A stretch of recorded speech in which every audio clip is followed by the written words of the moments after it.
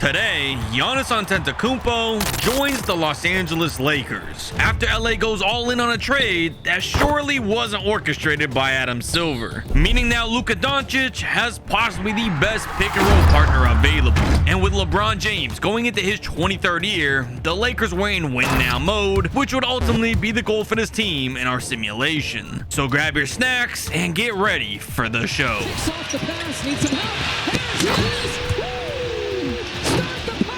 However, even with as scary as this big three may sound on paper, this thing may not be as easy as you'd think.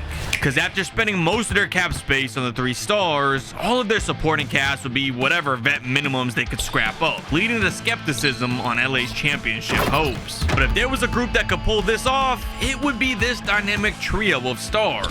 Because even though he was now 41, LeBron James was still finding ways to be productive on the court, doing a bit of everything and continuing to be an on-court coach to maximize his team's potential. And of course, as far as Luka and Giannis are concerned, this was the deadliest two-man duo the sport of basketball had ever seen, with both of their games pairing so flawlessly together. Doncic was leading the entire league in assists per game with over 11, of course due to having such a reliable role threat in Giannis, who was doing literally everything on the court, from scoring the ball, crashing the glass for rebounds, to shutting down the paint with his elite level defense, resulting in a season good enough to make the play-in game in the packed West. And their opponent would be an incredibly familiar foe, Nikola Jokic and the Nuggets, who have a lot of history with LA. And while in the past, Jokic was the bane of multiple Lakers playoff runs, now things are looking fairly different with Giannis in town. The Greek Freak was on a tear against Denver's lackluster interior defense, looking to score on every trip down, and even if the defense collapses, LA had multiple shooters available to find for easy looks. It was the same formula for success they had used all during the regular season. Play through the star duo and the rest will work itself out, which after 3 quarters was working wonders with a big lead. But Nikola Jokic wasn't down for the count just yet.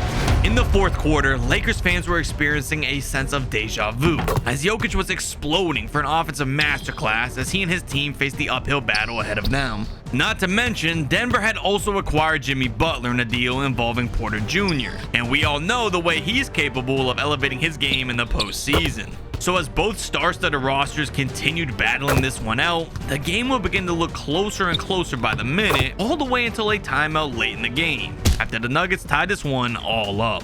We have a close finish to this play-in game between the Lakers and the Nuggets. LA cannot seem to shake the Denver Nuggets in the postseason. Jamal Murray had a lot of space there to go to Jokic. Thomas Bryant forces the dribble pickup. He still shoots it. It's off. Giannis the rebound. The Lakers have a chance here. 45 seconds left to take the lead in these final moments. Oladipo kicks it to King James for the lead. Up by 3, LA desperately needs a stop and they possibly win this game. Jamal Murray, Lucas sticking in. Murray blows by him way too easy, but Bryant is there for the help D. The league minimum contract Thomas Bryant is coming up huge on defense here in these final moments. Jokic trying to get open. He does for 3 and the tie. It's off. Luka the board. They're going to foul. Luka splits the free throws. Denver no timeouts, down by 4. They have to go quick. They still have a chance. Jokic gets fouled. Jokic ended up splitting his free throws, and after a couple more fouls, a 6-point lead for the Lakers. This one is done.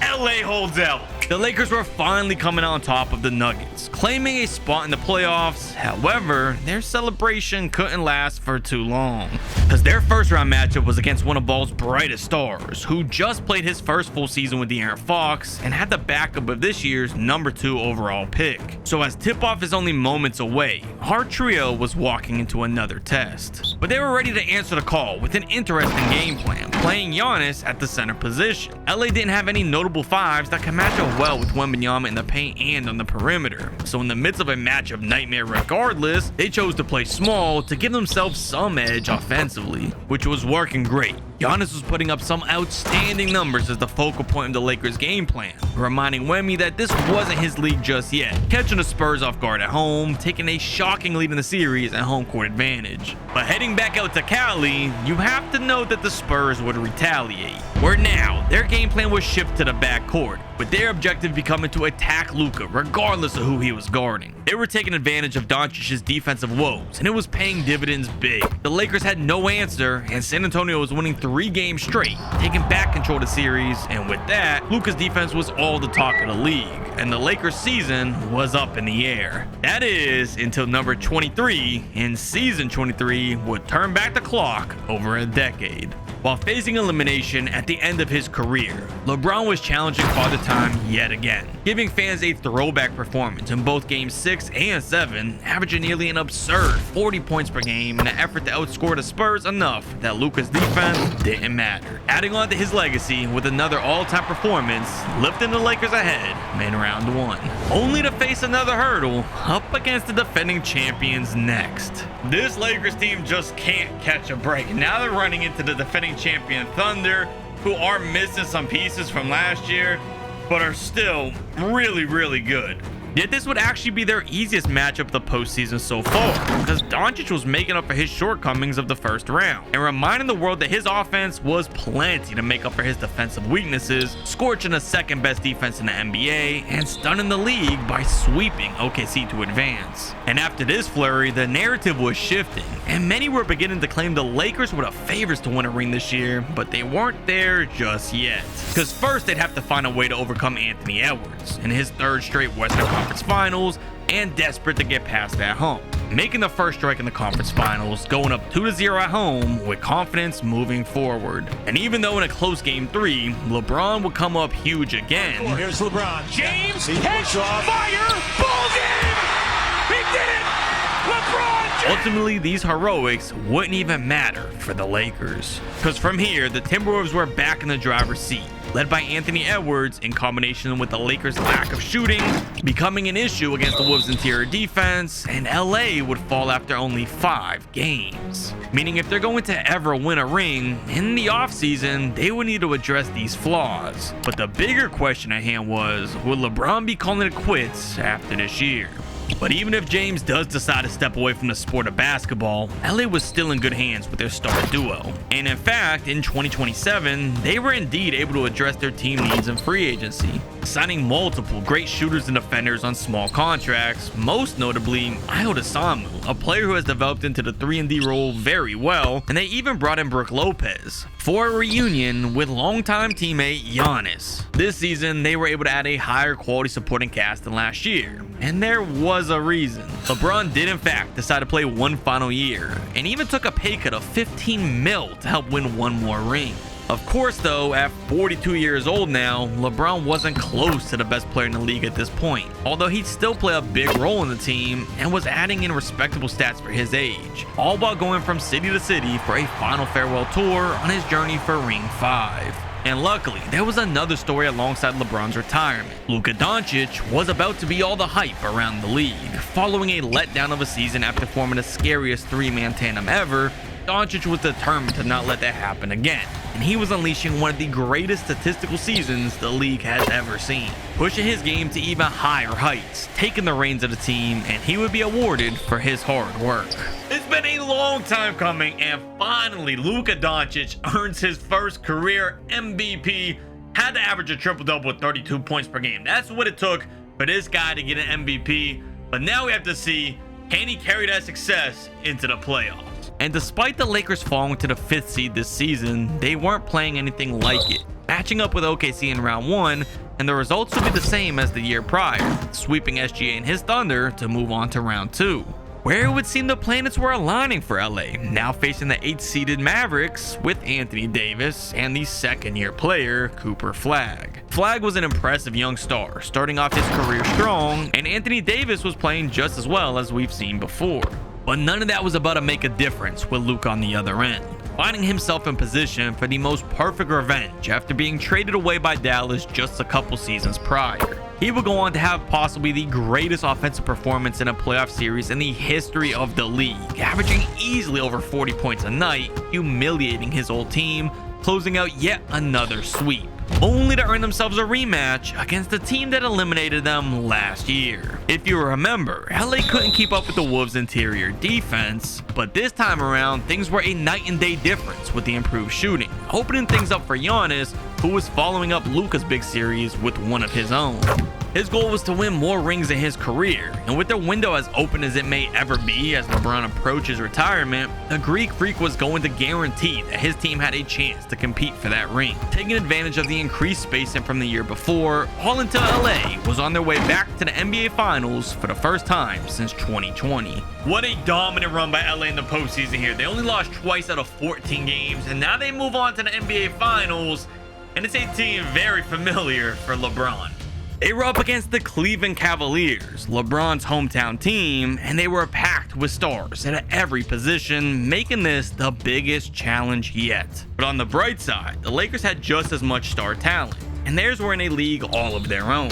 Luka Doncic was the MVP for a reason, and it was showing here in the finals. Not to mention, Giannis was a prior MVP smack in the middle of his NBA prime, and of course LeBron James was liable to turn back the clock at any given moment despite being 42.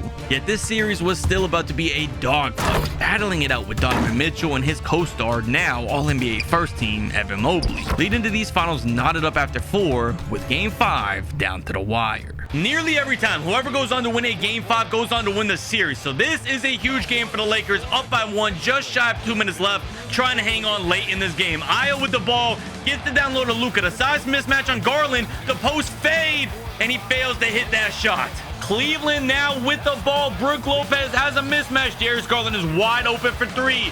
That is not good. The Lakers go down 2. This could be an all-time collapse for the Los Angeles Lakers if they cannot get things figured out with 90 seconds left. Luka trying to make up for the last possession. He does to tie the game. Cleveland now back on the offensive side of the ball. Garland driving straight into the paint. Nowhere to go, struggling. He has to get up before he gets a 3-second. Evan Mobley with it. Darius Garland, a tough pull-up off the give and go. Giannis the rebound. They're pushing the pace. Giannis, one guy to beat. It's Garland. He's too small. Giannis executes against the smaller player, the 2-point lead. Cleveland now with just about 60 seconds left in this game. Luka Doncic, can he put some defense to use and actually get a stop? Garland, he pump fakes, doesn't go for the pull-up. Donovan Mitchell, Ayo on him, the great defender. He was Bryant for a reason. Mitchell is off. Giannis the board. Giannis with it now on the break again. Kicks it to Luka. Luka, the pull-up, misfires. He really rushed that one. 40 seconds left. Cleveland has hope. Donovan Mitchell driving it in. Ayo's there again. The floater. It's off Giannis. Another board. LeBron James on the break. 30 seconds left in this game. Can King James get it done? LeBron and the foul! What a special moment from LeBron against his home state, the Cleveland Cavaliers, in his last finals of his career, the final season. A huge clutch shot like that in and 1 in a big Game 5. Darius Garland blows right by Luka. Luka tries to recover. It's no good.